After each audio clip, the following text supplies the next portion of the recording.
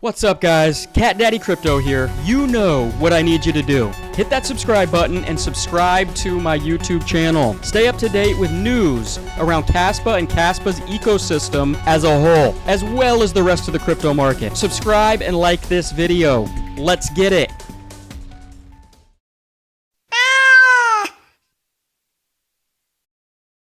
What's going on, guys? Today we're going to talk about none other than KASPA. And, surprise, I know. But more specifically, we're going to talk about Nick Szabo. There has been some interesting conversations on X featuring Nick, and I believe that there is some major significance there.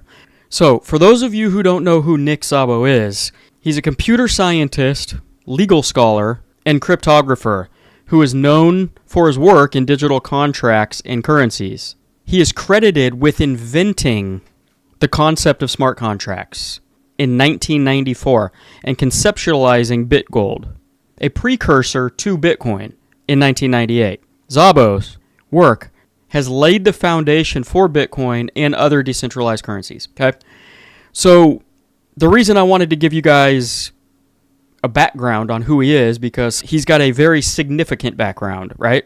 He is credited with inventing smart contracts, the concept of it, okay? Way before his time, I guess you could say, because, you know, we all know or think that smart contracts were invented with Ethereum, but the concept of them, I just don't think they were ready for society back in 1994, but he had already been working on that technology way back then, okay? Way before his time. And then in 1998, laid the foundation for Bitcoin by creating BitGold. The other interesting aspect about Nick Szabo is that a lot of people, just like Jonathan Sampolinsky, think that Nick Szabo is actually Satoshi. He says, although Szabo has repeatedly denied it, people speculated that he is Satoshi Nakamoto, the creator of Bitcoin. Research by financial author Dominic Fisby provided circumstantial evidence, but no proof exists that Satoshi is Szabo. So it's interesting that this is another guy who's been in the crypto space way before crypto was even a thing, and has laid groundwork for basically what we're seeing today, and has been speculated to be Satoshi Nakamoto himself, or part of the group called Satoshi Nakamoto. We don't know if it's a single person or a group of a few people. We don't know. Jonathan Sampolinsky is also, you know, a lot of people think that he is potentially Satoshi as well, because he's been in crypto since basically the very beginning and was working on security protocols for Bitcoin, you know, in the very, very, very early days with his predecessor and his mentor, Aviv Zohar. Which brings me to my next point, because I want you guys to listen to this audio. Aviv Zohar has written some great papers. One of them is on Ghost, which is what Ethereum is based on. And he's got a follow-up to that whose name escapes me. And he's also co-authored a great paper on attacks against Bitcoin from the underlying network. So he's one of the experts on the security of Bitcoin, which is a skill and knowledge set in scarce supply. So here, Nick Szabo is talking very highly about Aviv Zohar, right? Who we had just mentioned was Jonathan Sampolinsky's mentor, partner, not romantic partner, business partner. Don't get ahead of yourselves, guys.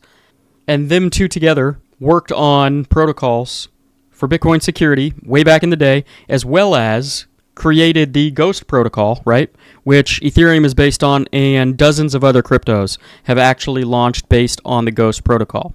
So there's a spider web out there, right, of some of these guys who have been in the space for a very long time, and they all know each other, obviously, and they all started back in the Bitcoin days, right, and helped Bitcoin get to where it is today.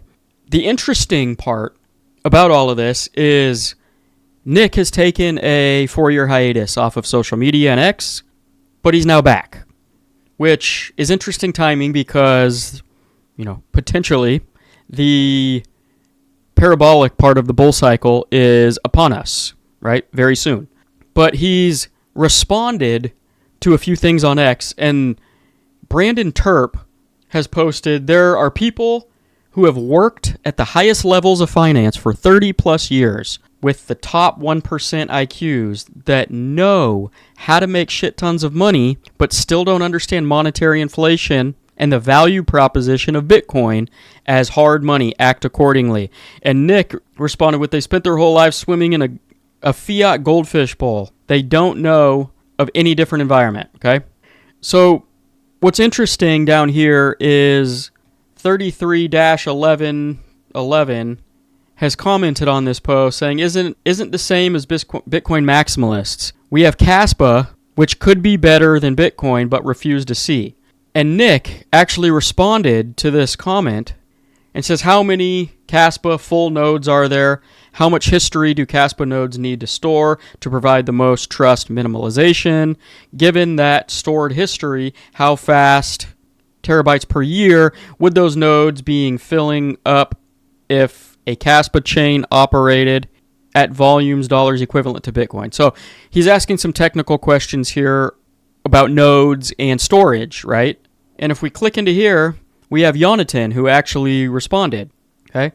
With the upcoming Dagnite protocol, KASPA improves over Bitcoin's trust model by remaining secure under chaotic internet, removing the 10-minute latency assumption, cautiously validating nodes, blah, blah, blah. I'm not going to read all of this, but Jonathan, responding is interesting. He's in the conversation. And what this is doing, guys, it's more or less getting one of the biggest OGs in the space to study KASPA, right?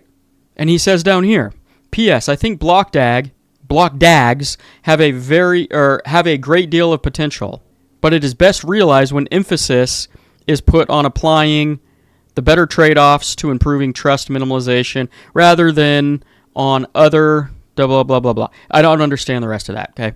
I'm not very tech savvy, and they use big words. All these developers use big words. But nonetheless, KASPA Silvers responded. Many answered the question, but here's a post that covers a bit more overall about KASPA. And it's just kind of snowballed. And I think the significance here is twofold, right? Because we just talked about how significant Nick Szabo is in the crypto space, right? He has laid the groundwork and forefronted basically everything that we see right now. He talks very highly of Aviv Zohar, which is the individual alongside Yonatan Sampolinsky, or Yonatan alongside of Aviv, have done tremendous work for Bitcoin security, as well as creating a protocol that, like we mentioned, Ethereum uses in their background of tech, and dozens of other projects use. So when you're talking about these three individuals, they are the OGs of the OGs. And Nick Szabo is the OG of OGs of OGs because he's been around for so damn long. That is another reason why some people think he is Satoshi Nakamoto. Nonetheless, what this is doing, it's another example of Bitcoin maximalists, right? People who have been in the space for a very long time having a conversation about KASPA, right? And that's all it takes for a lot of people. Okay? I'm sure he is doing his research, has done his research. I'm sure maybe he's in, I don't know this off the top of my head, I'm guessing, or speculating here. Maybe Yonatan's reached out to him. Maybe he's in contact with some of these people in the KASPA ecosystem, and he's learning as we speak, right? And I think, like I've mentioned in past videos, that is all that we want, right? We understand what we have sitting right in front of us. A lot of us do. A lot of people still don't know about KASPA. And all we want people to do, because we understand how amazing it is just to look into it and study it.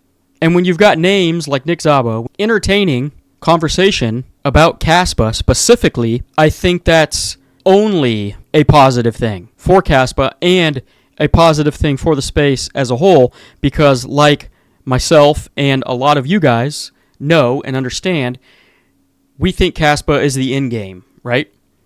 It might not be the end game this cycle because it's still too new, but I think down the road, next cycle or the cycle after, when it has time to garner adoption, it has time for more people to understand what it is, what it does, and how special it is, have time to maybe realize, right, at some point in the next 10 years, that Bitcoin's security budget might fail.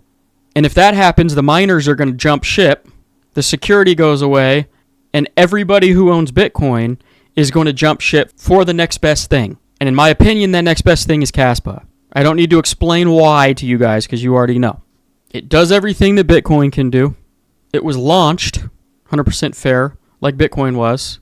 No VCs, no pre-mine.